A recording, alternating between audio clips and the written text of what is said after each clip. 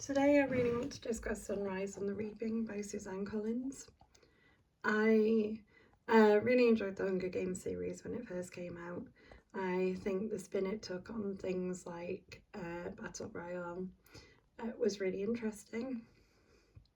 I then got a little bit burned by reading her other releases in the series like afterwards, so things like the Songbirds and Snakes book that I really didn't enjoy. And I think that kind of put me off the series for quite a while. But then I saw some good reviews about this online. So, Sunrise on the Reaping follows Haymitch, who is the main character in the Hunger Games series because he is Katniss's mentor, having survived his own games. So, you're reading this and you kind of know what's going to happen a little bit because you know about Haymitch's story from the first series, but this is really well done.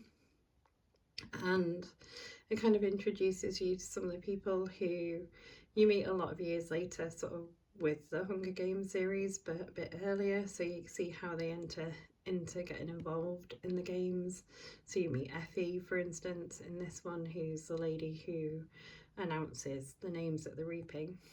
In the Hunger Games series, you get to learn a lot more about Haymitch and his backstory, which I think gives him a bit more agency, and you get a bit more understanding for his character because in the main series he doesn't come across as particularly likable. And this definitely goes some way to working towards explaining like his actions in that later series really well.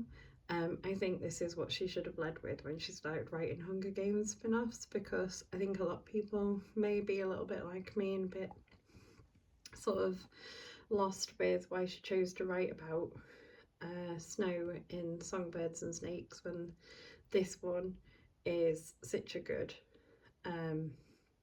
sort of entry into the early Hunger Games kind of stories. Why, when she had a story about Haymitch running around, did we get a different series before that? Because I would 100% read more books that are written like this in the series. Really enjoyed reading Haymitch's story and seeing sort of District 12, and there's lots of little hidden Easter eggs in it towards the actual Hunger Games series, things like the Mockingjay pin gets mentioned and who made it and sort of who's owned it before Katniss. So there's definitely a lot in here. If you're a big fan of the main series, you will definitely really enjoy this read. If you were a little bit burnt like me by the others, it's well worth going back for this. It's not as good as the main series, but it's definitely like quite a satisfying sort of version that you could read in that series. You're not going to go away wanting more from this. It's quite an enjoyable read.